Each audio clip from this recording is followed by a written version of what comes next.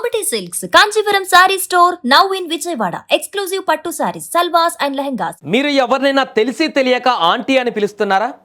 అయితే మీరు చిక్కుల్లో పడ్డట్టే. జనరల్గా మనకు తెలియనటువంటి వ్యక్తులను, పెద్దగా అనిపించేటటువంటి వ్యక్తులను ఎవరైనా చూసినప్పుడు ఆంటీ అని మర్యాదగా పిలిచేటువంటి పరిస్థితి మనం చూస్తున్నాం. కానీ ఇక్కడ ఆంటీ అని పిలవడమే ఒక వ్యక్తికి ఇప్పుడు తను కేసులో ఇరుక్కునేటువంటి పరిస్థితికి దారితీసింది. అంతేకాదు అతనికి దానివల్ల తీవ్రమైనటువంటి నష్టం కలిగింది.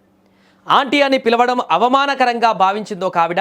దీనిపైన ట్రిబ్యునల్ కూడా ఆశ్రయించింది. దీనిపై విచారణ జరిపిన ట్రిబ్యునల్ కూడా దాన్ని తప్పుగానే భావించింది. ఇష్టం లేకుండా ఆంటీ అని పిలవడం వేధింపుల కిందకే వస్తుందని నిర్ధారించింది. ఈ మేరకు సుమారు 1.8 లక్షల రూపాయల నష్టపరిహారాన్ని కూడా చెల్లించాలని ఆదేశించింది ట్రిబ్యునల్.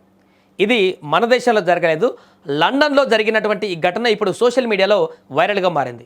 ఇక వివరాలకు వెళ్తే పశ్చిమ లండన్లోని వెస్ట్ లండన్ NHS ట్రస్ట్లో భారత సంతతికి చెందినటువంటి ఐల్డా ఎస్టేవ్స్ 2022 సెప్టెంబర్లో చేరారు.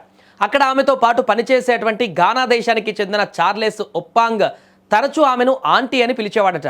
ఆంటీ అని పిలిస్తే తనకు నచ్చదని, అలా పిలవద్దని ఎస్టేవ్స్ చాలాసార్లు అతనికి చెప్పిందంట. తనను పేరుతో పిలవాలని ఎన్నిసార్లు చెప్పినా కూడా వినిపించుకోలేదు. ఆఫీసు కారిడార్లో అందరి ముందు తనను ఆంటీ అని పిలుస్తుండడంతో ఆమె విసుగు చెందింది. అంతేకాకుండా తమ సహోద్యోగి అయిన ఆ వృద్ధుడితో ఎస్టేవ్స్ జోడి బాగుంటుందని కూడా కామెంట్ చేసేవాడు. అతని మాటలను తీవ్రంగా పరిగణించినటువంటి ఎస్టేవ్స్ వాట్ ఫ్లోర్డ్ ఎంప్లాయ్మెంట్స్ ట్రిబ్యునల్ను ఆశ్రయించింది. తనను పదే ఆంటీ అని పిలుస్తూ విసిగిస్తున్నాడని ట్రిబ్యునల్ ముందు ఎస్టేవ్స్ తెలిపింది. తన లిప్స్టిక్ పైన కూడా కామెంట్లు చేయడం, సహోద్యోగితో సంబంధం అంటగట్టడం అన్నీ అనుచితమని తన ఫిర్యాదులో పేర్కొందామె. ఈ కేసును విచారణ సందర్భంగా ఒప్పాంగ్ కూడా తన వాదనను వినిపించాడు. తాము ఘనా సంస్కృతి ప్రకారం పెద్దవారిని గౌరవ సూచకంగా ఆంటీ అని పిలుస్తామని వివరించాడు. కానీ అతని విచారణను ట్రిబ్యునల్ పూర్తిగా వ్యతిరేకించింది. అతని వివరణ అస్పష్టంగా తప్పించుకునే విధంగా ఉందని జడ్జ్ జార్జ్ అలియాట్ అభిప్రాయపడ్డారు. ఆంటీ అనేది ఘనా సంస్కృతిలో గౌరవ పదమే కావచ్చు, కానీ అవతలి వ్యక్తికి ఇష్టం లేనప్పుడు అలా పిలవడం వేధింపుల కిందకే వస్తుందని స్పష్టం చేశారు. చార్లెస్ ఒప్పాంగ్ కావాలనే ఎగతాళి చేసినందుకే ఎస్టేవ్స్ను ఆంటీ అని పిలిచారని ట్రిబ్యునల్ అభిప్రాయపడింది.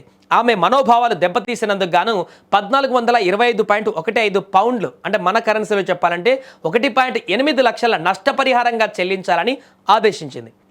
సో ఇక నుంచి ఎవరైనా ఇష్టం లేకుండా బలవంతంగా ఆంటీ అని పదే పిలిస్తే ఆ వ్యక్తులు కనుక ఇబ్బంది పడి మీ మీద కేసు పెడితే మాత్రం ఇబ్బందులు పడేటువంటి అవకాశం ఉంటుంది. బట్ ఇది లండన్లో జరిగింది కాబట్టి ఇన్ కేస్ అలాంటి పరిస్థితి మన దగ్గర వస్తే ఏంటనేది కూడా కామెంట్లో తెలియజేయండి.